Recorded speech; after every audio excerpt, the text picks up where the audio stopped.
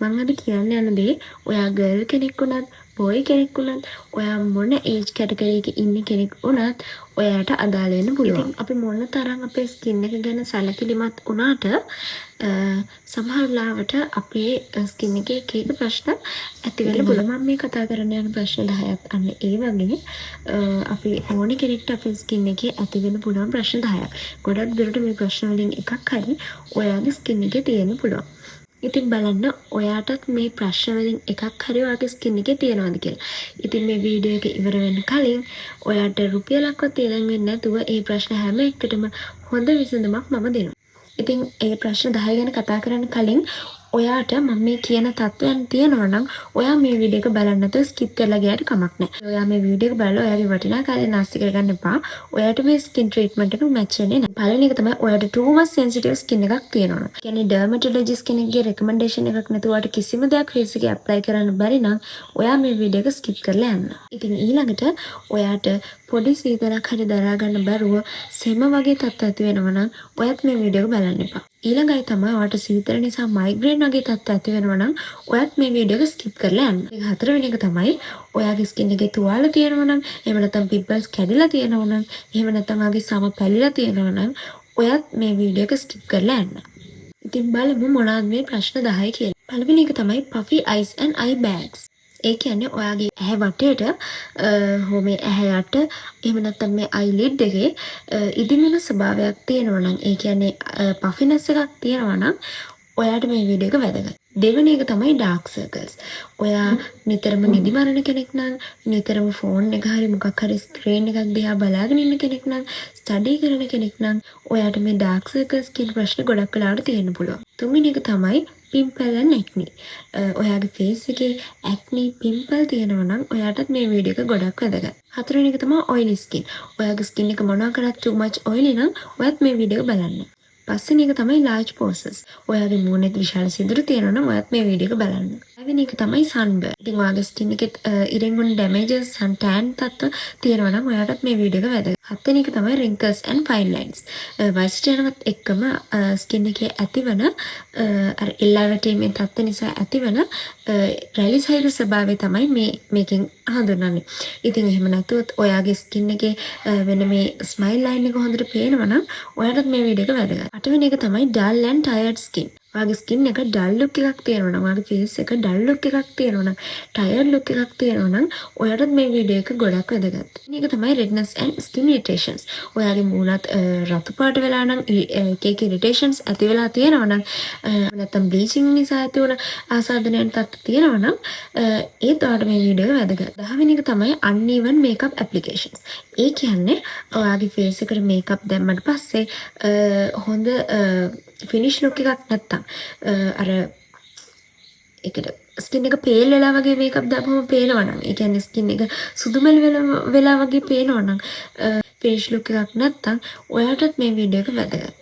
ඉතින් දැන් මම කියන්නේ මේ ප්‍රශ්න 10න් විසඳ ගන්න රුපියලක්වත් වියදම් වෙන්නේ නැතුව ඔයාට ගෙදර ඉඳන්ම කරන්න පුළුවන් සොලියුෂන් එකක් ගන්න. ඉතින් දැන් මම මේ කියපු ප්‍රශ්න 10ටම ඔයාට ගෙදර ඉඳන්ම කරන්න පුළුවන් සොලියුෂන් එක තමයි ice cubes කියන එකක් හරි දෙකක් හරි ඔක්කොම හරි තියෙනවා නම් ඔයාට ice cubes කියන ට්‍රීට්මන්ට් එක ගොඩක් වැදගත්. ඉතින් මේ මම ice cubes ගැන කරන ෆස්ට් වීඩියෝ එක. ඇත්තටම ice cubes ගැන එක වීඩියෝ එකකින් කරලා ඉවර කරන්න බැරි තරම් ගොඩ දේවල් කතා කරන්න තියෙනවා. ඒක නිසා මම ඉස්සරහට තවත් ice cubes ගැන වීඩියෝස් කරන්න බලාපොරොත්තු වෙනවා. cubes ගැන කතා කරනවා නම් ඉස්සෙල්ලාම ඒක ගොඩක් හොඳ natural facial treatment එකක් වගේම මට ගොඩක් benefits ලබා දුන්න තාමත් මම use කරන skin එක shine කරගන්න පුළුවන්, glassy කරගන්න පුළුවන්, skin එකේ ගොඩාක් ලොකු improvements බලා ගන්න පුළුවන් වෙන විදිහේ natural ඒ වගේම රුපියලක්වත් වියදම් කරන්න නැතුව ලේසියෙන් කරන්න පුළුවන් හොඳම treatment එක. ඔයාගේ face එකේ තියෙන ලප කැලල් අයින් කරගන්න, pimples අයින් කරගන්න, skin එක shine කරගන්න, glow කරගන්න, tone එකකින් උනත් up කරගන්න use කරන්න පුළුවන් හොඳ treatment. මොකද කියනවා නම් ඔයා ice cube treatment එක කරන්න පටන් ගත්ත කෙනෙක් නම් ඔයාට තේරෙනවා ඉතින් එහාට ඔයාගේ skin එකට ඔයා apply කරන ඕනම skin care product එකක් ඕනම facial treatment එකක් ඔයාගේ ස්කින් එකට හොඳට සූට් වෙනවා කියලා. මම ඇත්තටම එක එක විදිහ අයිස් කියුබ්ස් try කරලා තියෙනවා. එක එක ingredients දාලා මම ගෙදරදී හදාගන්න අයිස් කියුබ්ස් මම ඕන තරම් try කරලා තියෙනවා. හැබැයි මම මේ වීඩියෝ එකෙන් කතා කරන්නේ regular ice cubes ගැන විතරයි. ඉතින් ඔයාට අර කියන විදිහේ ප්‍රශ්න විසඳගන්න ඔයාට පුළුවන් අයිස් කියුබ් එකක් අරගෙන මූණ හොඳට ක්ලීන් කරාට පස්සේ ඔයාට පුළුවන් ඒ අයිස් කියුබ් එක ස්කින් එකේ ඇප්ලයි කරන්න. හැබැයි අයිස් කියුබ් එක ඇප්ලයි කරන්න කලින් ඔයා දැනගන්න ඕනේ ප්‍රධානම දේ තමයි ඒ ඇප්ලයි කරන වෙලාවේ ඔයාගේ අත් දෙක ඒ වගේම ඔයාගේ ෆේස් එක හොඳටම ක්ලීන් කරලා ඉන්න. අත් දෙකත් හොඳට පිරිසිදු කරගෙන හොඳට පිරිසිදු කරගත්ත මූණේ අයිස් කියුබ් එකක් අරගෙන සර්කියුලර් මොෂන්ස් විදිහට ඒ කියන්නේ හොඳට රවුමට ස්කින් එකේ පිරවදින්න. ඇත්තටම මේක එක අයිස් කියුබ් එකක් විතරක් ඔයාට එක වෙලාවකට ඇප්ලයි කරන එක හොඳටම ඇති. ඔයාට පුළුවන් නම් ඔයා උදේ නැගිටිට පස්සේ වොෂ් එකක් දාලා ෆේස් එක ක්ලීන් කරලා ඊට පස්සේ අයිස් කියුබ් එකක් ඇප්ලයි කරන්න ඔයාට හොඳ රිසල්ට්ස් ගන්න පුළුවන්. අපි බලමු මොන වෙලාවකටද අපි අයිස් කියුබ්ස් ඇප්ලයි කරන්න ඕනේ කියලා. ඇත්තටම අපිට පුළුවන් උදේ නැගිටිට පස්සේ අපේ ෆේස් එක ෆේස් වොෂ් එකකින් හරි ක්ලෙන්ස් එකකින් හරි එහෙම නැත්නම් නැචරල් ඉන්ග්‍රීඩියන්ට් එකකින් හරි හොඳට පිරිසිදු කරගත්තට පස්සේ අයිස් කියුබ් එකක් මූණේ ඇප්ලයි කරන්න.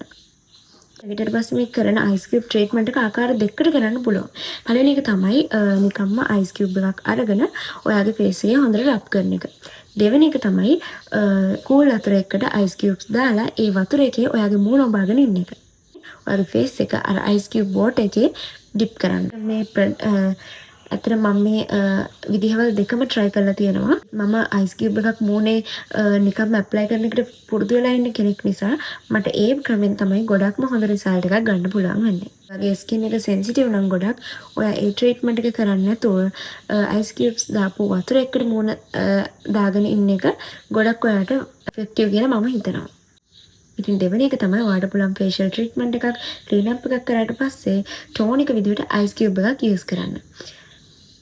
ඉතින් මෙහෙම යූස් කරන එකෙන් වෙන්නේ ඔයාගේ ස්කින් එකේ පෝසස් ඕපන් වෙලා තියෙනවා නම් ඒව ක්ලෝස් කරගන්න, ඔයාගේ ස්කින් එක හොඳට ඉම්ප්‍රූව් කරන්න, ඔයායි ෆේෂියල් ට්‍රීට්මන්ට් එකෙන් කරපු දේවල් සහ ඉස්සරහට ඔයාගේ රූටින් එකේ දේවල් ඔයාගේ ස්කින් එකට හොඳට ඇබ්සෝබ් කරන්නත් මේ ක්‍රමේ හොඳටම උදව් වෙනවා.